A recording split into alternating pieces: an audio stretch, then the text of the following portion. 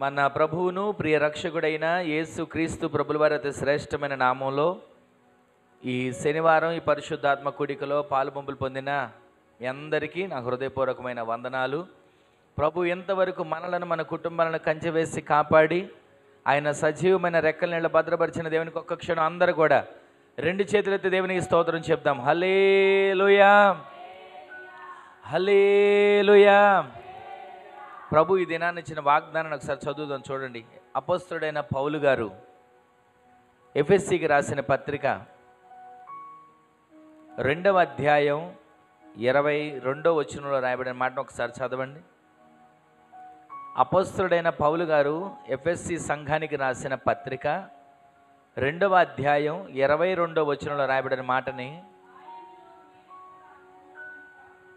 ఆయనలో మీరు కూడా ఆత్మ మూలముగా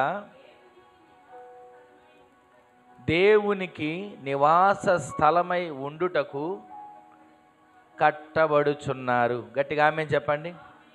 అక్కడ రాయబడిన మాటని ఒకసారి మనం గమనిస్తే, దేవునికి నివాస స్థలముగా ఉండుటకు కట్టబడుచున్నారు. అక్కడ రాసిన మాట ఒకసారి మనం గమనిస్తే, మనం కట్టబడాలి. ఉండడానికి ఇల్లు కట్టుకుంటాం, ఏదైనా కావలసిన ప్రతి వసతులు సమకూర్చుకోవడానికి ఏ రకంగా అయినా సరే కట్టుకుంటాం లేదా తెచ్చుకుంటాం, ఏదైనా సరే సమకూర్చుకుంటాం, ఎందుకంటే అవసరం కాబట్టి. ఇక్కడ రాయబడిన మాట ఏంటంటే, దేవునికి మీరు నివాస స్థలముగా ఉండడానికి కట్టబడాలి. ఈ రోజున ఈ పరిశుద్ధాత్మ కనిపెట్టే కూడికలో పాలు పంపులు పొందిన అడుగుపెట్టిన మనం ప్రతిరోజు అనుకుంటాం, నాకున్న అప్పులు కట్టబడాలి, నాకున్న ఇబ్బందులన్నిటినీ తొలగించబడాలి, ఒకవేళ ఇల్లు లేకపోతే నేను ఒక చక్కటి ఇల్లు కట్టుకోవాలని ఎన్నో ఆశలు కళ్ళగంటాం. చదువుకునే బిడ్డలైతే వారి చదువులకు కావలసిన వసతులు కట్టబడేటట్లుగా ప్రార్థన చేసుకుంటారు, కోరుకుంటారు. అయితే ఈ దినాన మనం ఆలోచించాల్సిన మాట ఏంటంటే, పరిశుద్ధాత్మ కూడికలో ఇక్కడ కూడుకున్న మనం ఎంతమంది ఉన్నాం అన్నది కాదు. ఎవరు ఉన్నా ప్రభు మాట్లాడతాడు, ఒక్కరున్నా ప్రభు మాట్లాడతాడు. అయితే ఇక్కడ ఈ మాట వింటున్న మనం కట్టబడాలి. ఎలా కట్టబడాలి? దేవునికి నివాస స్థలముగా మనం కట్టబడాలి. ఎందుకని? ఆయన ఉండడానికి మందిరం లేదా? ఆయన ఉండడానికి పరలోకం లేదా? ఆయన ఉండడానికి భూమి ఆకాశం అంతా ఖాళీగానే ఉందిగా.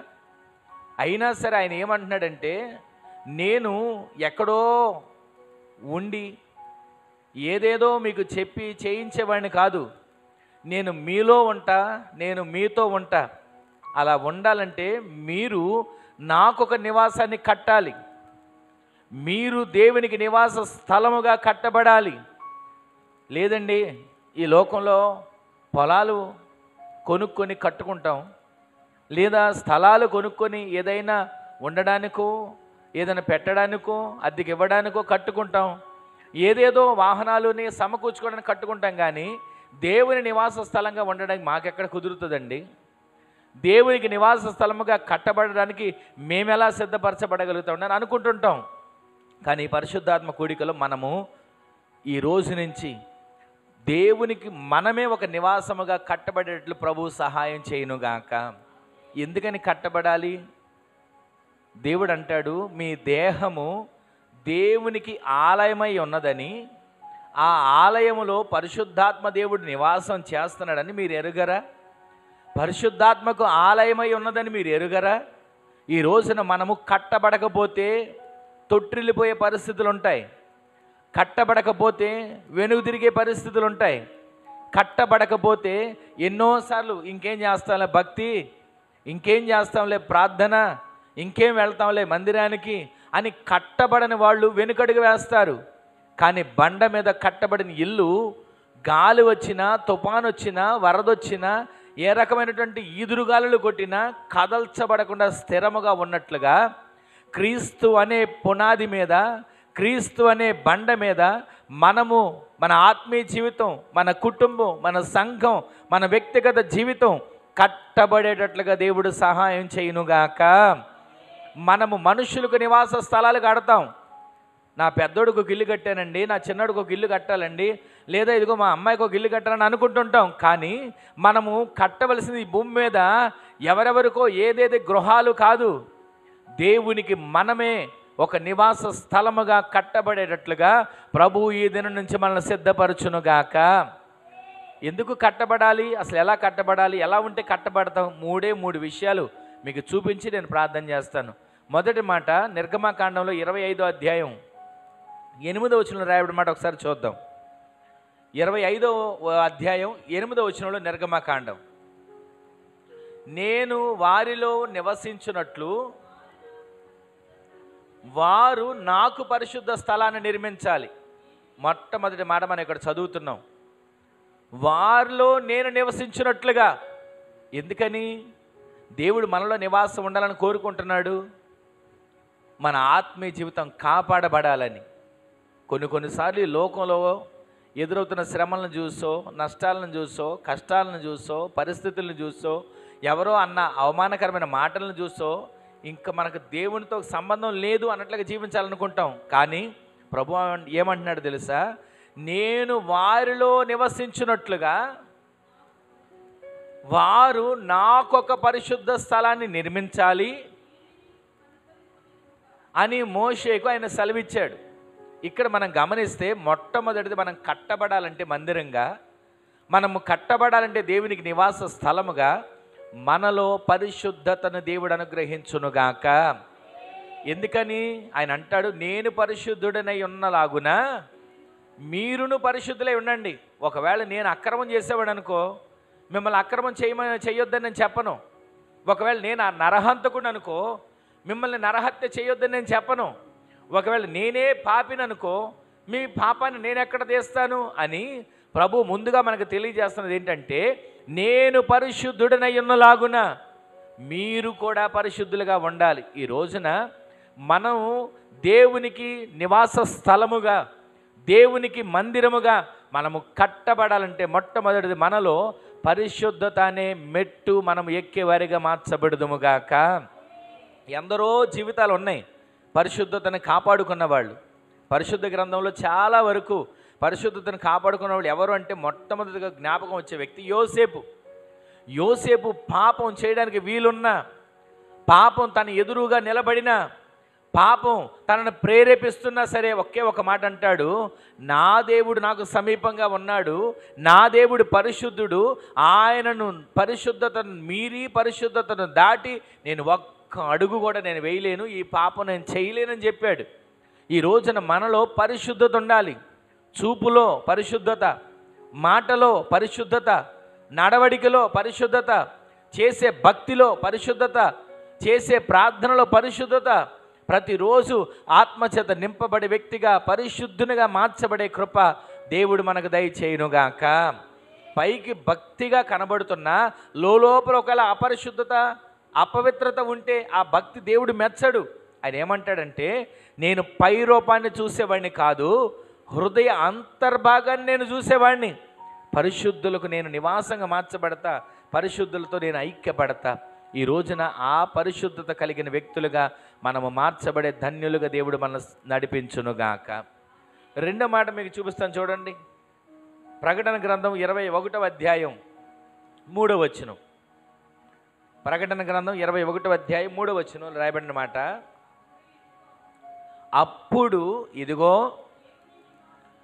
దేవుని నివాసము మనుష్యులతో కూడా ఉన్నది, ఆయన వారిలో కాపురం ఉంటాడు. ఆయన కాపురం ఉండి వారితో ఉన్న తర్వాత వాళ్ళందరూ ఆయన ప్రజలై ఉంటారు. అప్పటి నుంచి దేవుడు ఆయనే వారికి తోడై, వారికి దేవుడై, వారికి తండ్రై, వారికి పోషకుడై, వారికి రక్షకుడై, వారికి నాయకుడై నడిపించబోతున్నాడు. గట్టిగా ఆమేన్ చెప్పండి. మొట్టమొదటిది, మనము దేవునికి నివాస స్థలముగా కట్టబడాలంటే మనలో పరిశుద్ధత ఉండాలి, అపవిత్రత తొలగించబడాలి. మాటలో ఉన్నటువంటి అపవిత్రమైన మాటలు, చూపులో ఉన్నటువంటి అపవిత్రమైన చూపులు, చేసే పనుల్లో ఏది దేవునికి వ్యతిరేకంగానో అవన్నీ తొలగించుకొని మనల్ని మనం పరిశుద్ధపరుచుకుంటే దేవునికి నివాస స్థలముగా కట్టబడతాం.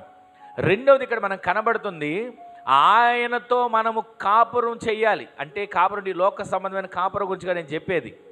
ఆయన మనతో కాపురం ఉంటాడు, ఆయనతో మనతో తోడై ఉంటాడు, ఆయన మనకు దేవుడై ఉంటాడు, ఆయన మనకు తండ్రి అయి ఉంటాడు. అంటే మనము ఎల్లప్పుడూ ప్రభుతో సహవాసం చేసేవారిగా మార్చబడాలి. ఆమేన్ చెప్పండి.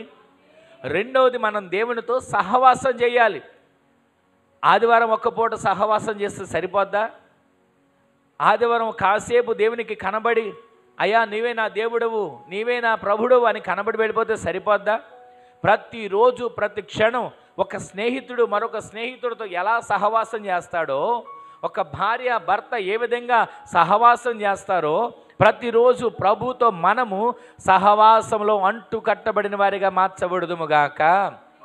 సహవాసం దేనికి అంటే ప్రతిరోజు దేవుని కలుసుకోవడానికి. సహవాసం దేనికంటే ప్రతిరోజు దేవునితో మాట్లాడడానికి. సహవాసం దేనికంటే ప్రతిరోజు ఆయన ముఖాన్ని చూడడానికి. సహవాసం దేనికి అంటే ప్రతిరోజు ఆయన స్వరాన్ని వినడానికి. ఈరోజు నా దేవుడు నాతో ఏం మాట్లాడతాడు, ఈరోజు నా దేవుడు నా కొరకు ఏమి దాచి ఉంచాడు, ఈ పూట నా దేవుడు నా కొరకు ఏమి సిద్ధపరిచి ఉంచాడు అని ప్రభువు కోసం ప్రతిరోజు ఎదురు చూడగలిగిన సహవాసం దేవుడు మనకు నేర్పించునుగాక. ఈ రోజున ప్రభువుతో సహవాసం చేయడం కన్నా ప్రజలు ఎక్కువగా దేనితో సహవాసం చేస్తారు మీరు చెప్పండి? దేవునితో సహవాసం చేయడం కన్నా ఆ ఫోన్నే సహవాసం. పడుకున్నా ఫోనే, నించున్నా ఫోనే, కూర్చున్నా ఫోనే, ఆఖరికి ఎక్కడైనా సరే ఆ ఫోన్తో సహవాసం. ఈ రోజున దేవునికి నివాస స్థలముగా మనం కట్టబడాలంటే ఫోను అవసరం కాదా? అవసరమా అని నేను అనట్లేదు. ఎంతవరకు మనకు అవసరమో అంతవరకు దాన్ని వాడుకోవాలి. మిగిలిన సమయం అంతా మన ప్రభువుతో మనం సహవాసం చేసేవారిగా మార్చబడుదుముగాక. ఒక్కసారి మనల్ని మనం ఆలోచన చేస్తే ఎంత సమయం దేవునితో సహవాసం చేస్తున్నాం? ఒక రోజుకి 24 గంటలు. 24 గంటల్లో ఎన్ని గంటలు దేవునితో సహవాసం చేస్తున్నాం? ఎవరికి వాళ్ళమే గుండెల మీద చేసుకుని చెప్పుకోవచ్చు. ఎంతసేపు దేవునితో సహవాసం చేస్తున్నాం? నీవు నేను దేవునికి నివాస స్థలముగా కట్టబడాలి. ఆయన కొరకు మనము సిద్ధపరచబడిన ఈ దేహంలో ఉన్న అపవిత్రత తొలగించబడి, ఈ దేహంలో ఉన్నటువంటి అవిశ్వాసపు మాటలు తొలగించబడి, ఈ దేహాన్ని పరిశుద్ధపరుచుకొని ఆయనతో మనం సహవాసం చేస్తే కదా ఆయనకు నివాస స్థలంగా మనం కట్టబడతాం. కొరింథీ పత్రికలో రాసిన మాట మనం ఎన్నిసార్లు చదువుకుంటుంటాం? నీ దేహము దేవునికి ఆలయమై ఉన్నదని, ఆ ఆలయంలో పరిశుద్ధాత్మ దేవుడు నివాసమై ఉంటున్నాడు మీరు ఎరుగరా? ఎన్నిసార్లు ఈ మాటలు మనకు వినబడుతున్నాయి, ఎన్నిసార్లు ఈ మాటలు మనకి బోధించబడుతున్నాయి, ఎన్నిసార్లు ఈ మాటలు మనం చదువుతున్నాం. అయినప్పటికీ కూడా దేవునికి నివాస స్థలముగా కట్టబడకుండా ఇంకా ఎక్కడో ప్రహరీ గోడలాగా ఉంటానండి, ఎక్కడో ఒక చోట ఏదో ఒక మూల ఉన్నటువంటి ఒక రాయిలాగా నేను ఉంటానండి అని అనుకుంటే ఎంతకాలం మనం భక్తి చేసినా విడవబడే గుంపులోనే ఉంటాం. అలాంటి భక్తి కాదు దేవుడు మనల్ని కోరుకునేది. దేవునికి నివాస స్థలముగా నీవు నేను మనమందరము మన సంఘము కట్టబడేటట్లు దేవుడు మార్చునుగాక. ఆయన మందిరముగా, ఆయన నివాస స్థలముగా మన ఆత్మీయ జీవితం కట్టబడేటట్లు ప్రభువే సహాయం చేయునుగాక. ఆయనతో సహవాసం, నడుస్తున్నా ఆయనతో సహవాసం చేయాలి, బండి మీద వెళ్తున్న ఆయనతో సహవాసం చేయాలి, బస్సులో వెళుతున్న ఆయనతో సహవాసం చేయాలి, ఎక్కడ నిలుచున్నా నీవు దేవునితో సహవాసం చేసే వ్యక్తిగా, సహవాసం చేసే కృప దేవుడు మనందరికి అనుగ్రహించునుగాక. ఈ కొద్ది మాటలు మనం వింటూ ఉండగా ఒక్క క్షణం మనం ఆగి ఆలోచన చేస్తే మూడో మాట మీకు చూపిస్తాను చూడండి. మూడో మాట మనకు తెలుసుకునే మాట ఏంటంటే అపోస్తుల కార్యాల గ్రంథం 17వ అధ్యాయం 24, 25 వచనాలు రాయబడిన మాట ఒకసారి చూడండి. ఆ మాట చూసుకొని మనం ప్రార్థన చేసుకుందాం. అపోస్తుల కార్యాల గ్రంథం 17వ అధ్యాయం 24, 25 వచనాలు.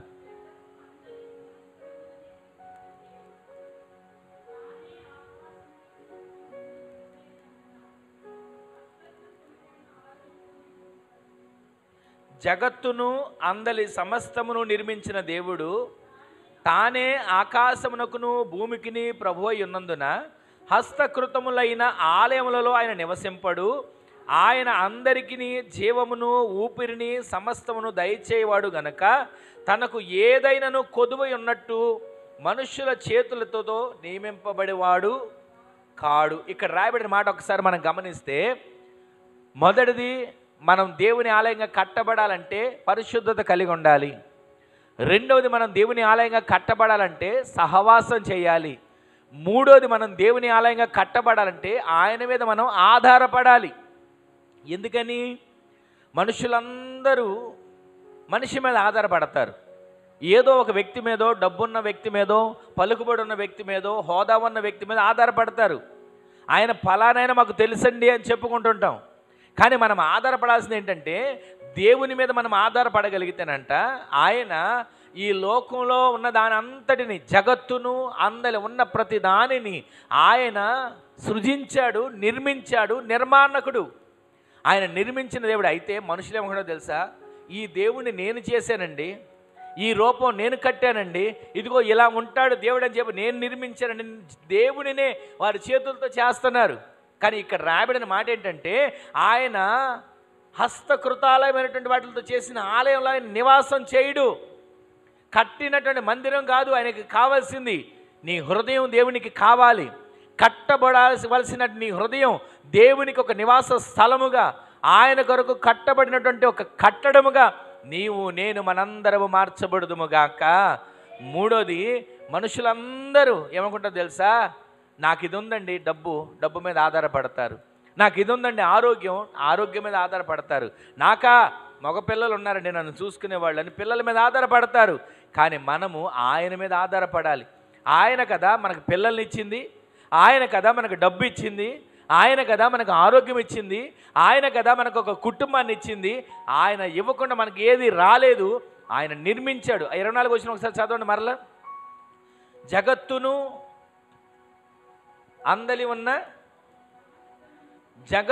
అందలి ఉన్న సమస్తమును నిర్మించిన దేవుడు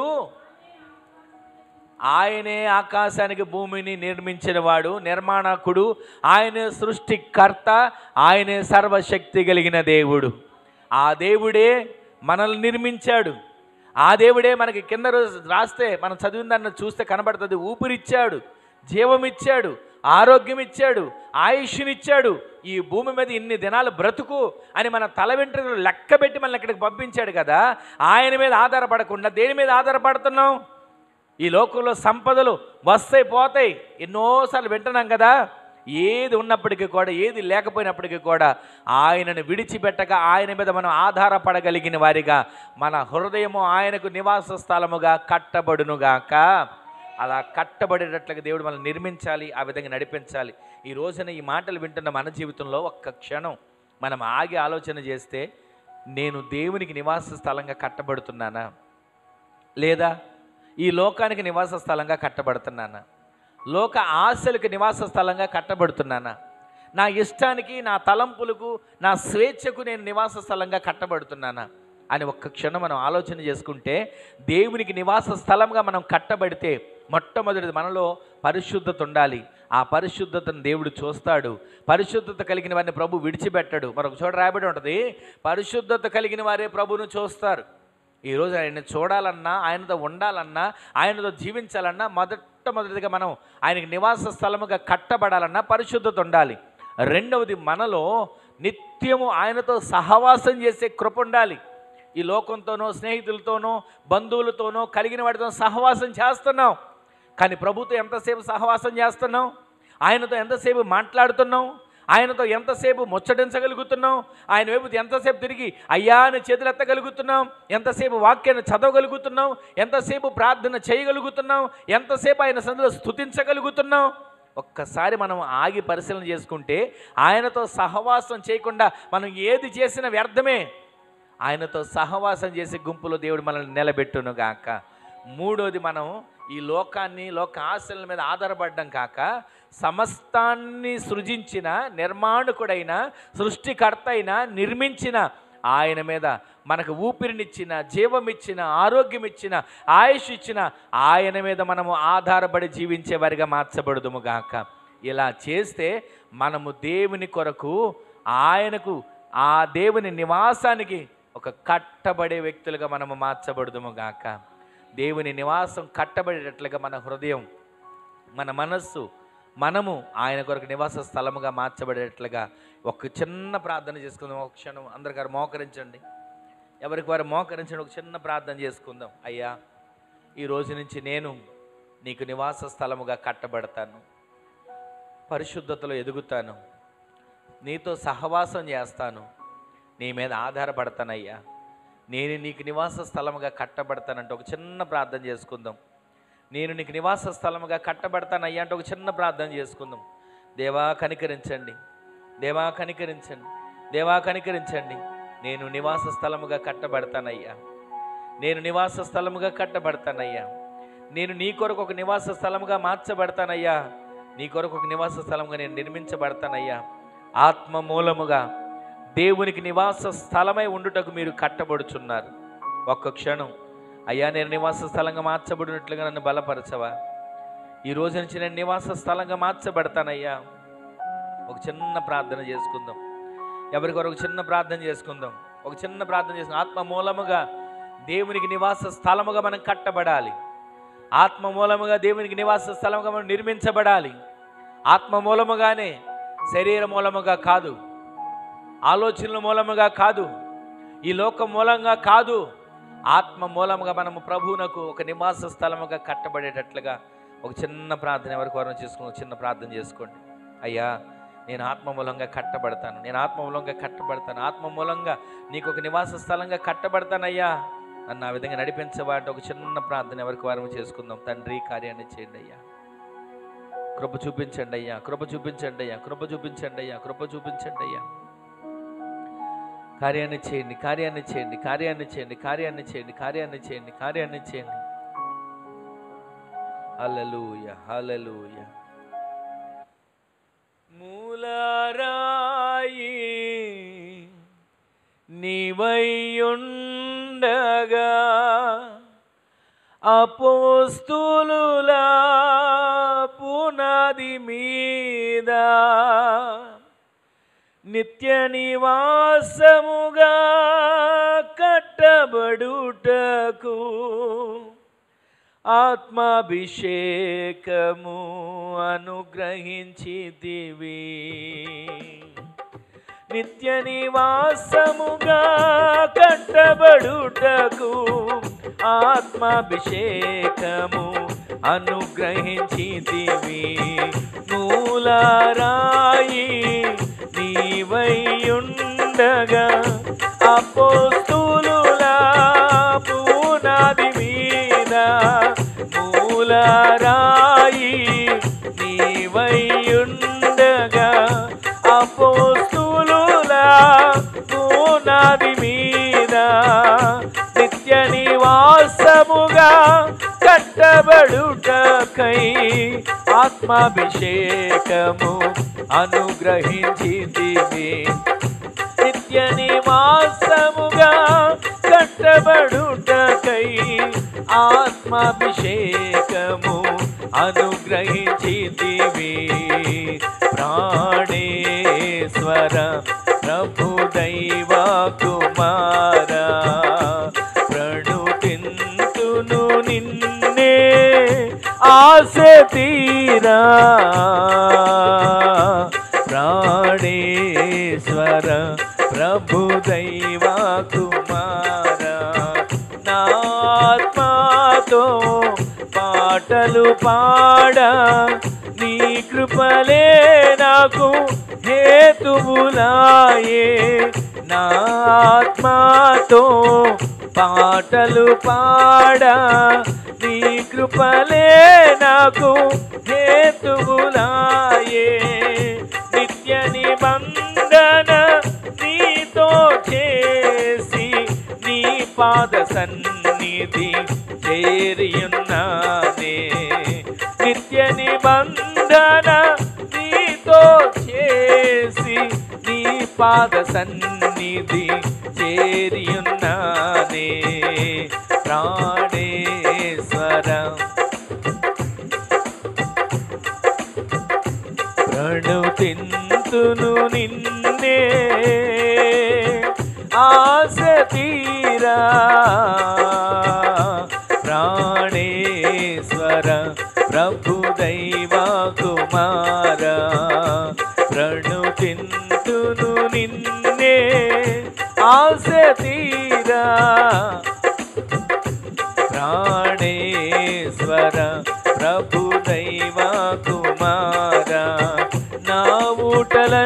నీయు నీయందేనని వాద్యము వాయించి పాడెదను. నా ఊటలన్నీయు నీయందేనని వాద్యము వాయించి పాడెదను. జీవిత కాలమంతా నిన్నే స్తుతించి సాగెదను తన యెరూషలేము. జీవిత కాలమంతా నిన్నే స్తుతించి సాగెదను తన యెరూషలేము. ప్రాణేశ్వర ప్రభు దైవా కుమారా ప్రణుతింతును నిన్నే ఆశ తీరా. ప్రాణేశ్వర ప్రభు దైవా కుమారా గమనీయమైన నీ దర్శనము కలనైనాను మెలకువనైన.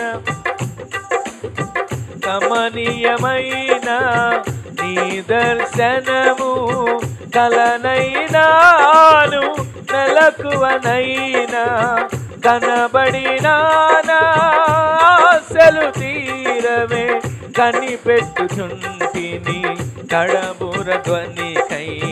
కనబడినా ఆశలు తీరవే కనిపెట్టుచుంటిని కడబుర ధ్వనికై.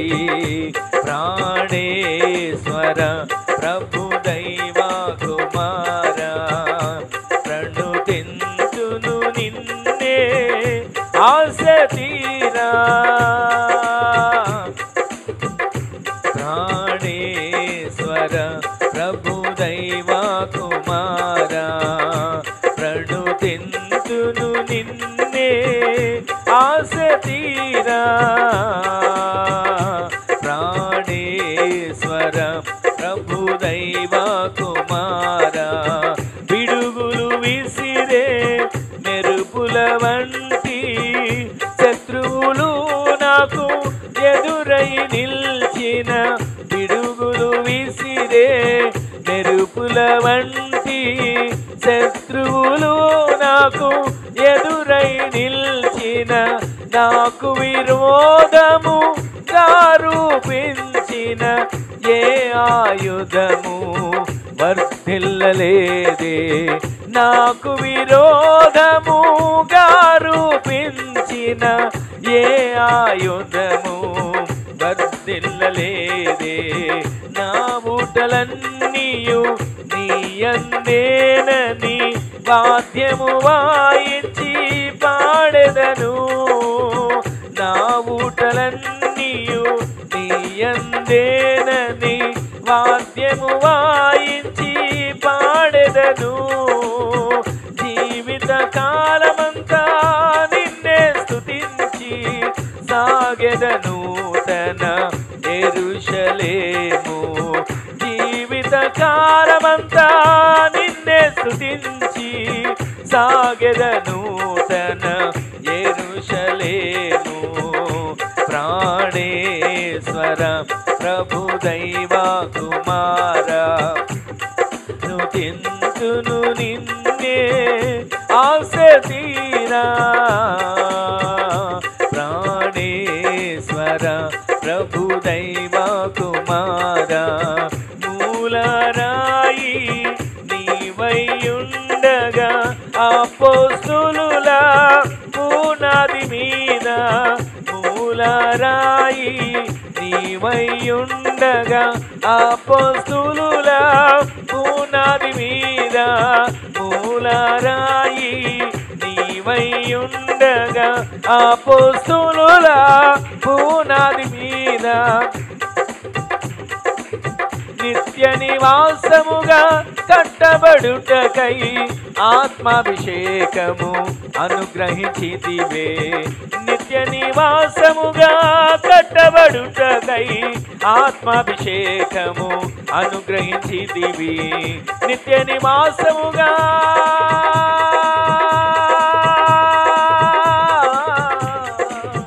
నిత్య నివాసముగా కట్టబడుటకై ఆత్మాభిషేకము అనుగ్రహించితివి. నిత్య నివాసముగా కట్టబడుటకై ఆత్మాభిషేకము అనుగ్రహించితివి. నిత్య నివాసముగా కట్టబడుటకై ఆత్మాభిషేకము అనుగ్రహించితివి. నిత్య నివాసముగా కట్టబడుటకై ఆత్మాభిషేకము అనుగ్రహించితివి.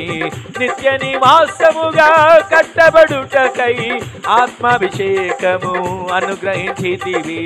నిత్య నివాసముగా కట్టబడుటకై ఆత్మాభిషేకము అనుగ్రహించితివి. నిత్య నివాసముగా కట్టబడుటకై ఆత్మాభిషేకము అనుగ్రహించితివి. ప్రాణేశ్వర ప్రభు దైవ కుమార ప్రణుతింతును నిన్నే ఆశ తీరా.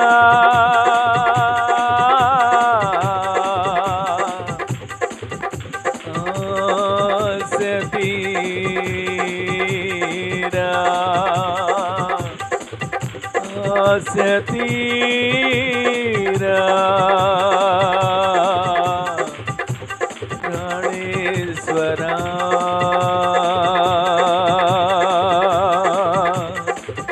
ప్రభు దైవ కుమారా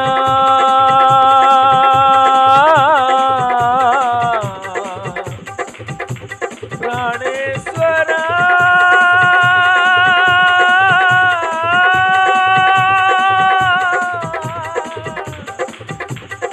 ప్రాణేశ్వరా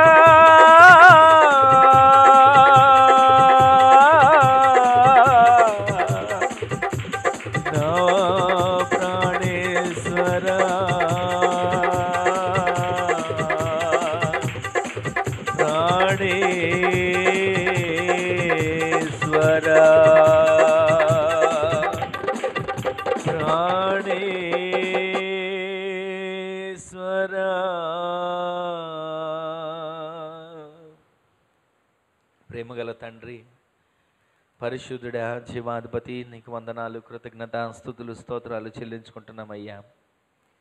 ఈ విధంగా ఈ పరిశుద్ధాత్మ కనిపెట్టు కూడికలు ఎంతవరకు మీరు మాతో ఉండి మాతో మీరు మాట్లాడిన ప్రతి మాటను బట్టి నీకు వందనాలయ్యా. మీరు మా పక్షమై ఉండి మీరు మా ప్రార్థనలన్నింటినీ కూడా ఆలకించినందుకు మీకు వందనాలయ్యా.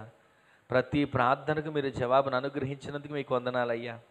ఇదిగో ఆత్మ మూలముగా మేము నివాస స్థలముగా కట్టబడాలని ఈ దినాన్ని మీరు మాతో మాట్లాడుతూ ఆ కట్టబడడానికి కావలసిన పరికరాలు, పరిశుద్ధత, సహవాసం, నీ మీద ఆధారపడటం, ఈ విధంగా మేము జీవించడానికి సహాయం చేసి నీ నిత్యత్వంలో మేము అడుగుపెట్టే భాగ్యాన్ని దయచేసి మహిమను పొందమని మరొకసారి సంఘాన్ని, సంఘ బిడ్డలను, పరిచర్యను, రేపటి దినాన్ని సరిగా ఆదివారపు ఆరాధనను సమస్తాన్ని మీ చేతులకు అప్పగిస్తున్నామయ్యా. కృపతో జ్ఞాపకం చేసుకోనండి, మహిమకరంగా జరిగించండి. మేలు కొరకు సమస్తము సమకూడి మీరు జరిగించబోతున్నందుకు మీకు వందనాలు చెల్లిస్తూ, ఎంతవరకు మీరు మాకు తోడే ఉండి ఈ దినాన పరిశుద్ధాత్మ గుడికలో ప్రారంభం నుంచి ఈ క్షణం వరకు ఆత్మదేవుడా మీరు అధ్యక్షులే ఉన్నందుకు వందనాలు సమర్పిస్తూ, పాలుపంపులు పొందే ప్రతి బిడ్డలను, వారి కుటుంబాలను, కలిగిన సమస్తాన్ని పేరు పేరున దీవించి నీ రాకడ వరకు సిద్ధపరచమని అటు ఘనమైన కార్యాలు మీరు చేసినందుకు వందనాలు చెల్లిస్తూ యేసు క్రీస్తు పరిశుద్ధమైన శక్తి గల నామంలో స్తుతించి ప్రార్థించి అడిగి వేడుకొని పొందుకొని ఉన్నాము తండ్రి. ఆమేన్, ఆమేన్, ఆమేన్. మన తండ్రి అయిన దేవుని యొక్క ప్రేమ, కుమారుడును ప్రభు అయిన యేసు క్రీస్తు వారి యొక్క కృప, మహాకనికరం, పరిశుద్ధాత్మ దేవునికి అన్యోన్య సహవాసమైన సన్నిధి ఇప్పుడును ఎల్లప్పుడును మనకును, మనవలే ప్రార్థించి సకల పరిశుద్ధులకును, ఈ దినాన సన్నిధిలో పాలుబొంబలు పొందిన వారికి, రేపటి దినాన జరగబోతున్న ఆరాధనకును, సంఘ బిడ్డలందరికీ ఆయన రాకడ పర్యంతం కృపా సమాధానములు సదాకాలం సమృద్ధిగా తోడయుండునుగాక. ఆమేన్. హల్లెలూయా, హల్లెలూయా, హల్లెలూయా. అందరికీ వందనాలు. ప్రభు మనల్ని కుటుంబాలను, సంఘాన్ని, పరిచర్యను ఆశీర్వదించునుగాక. ఆమేన్.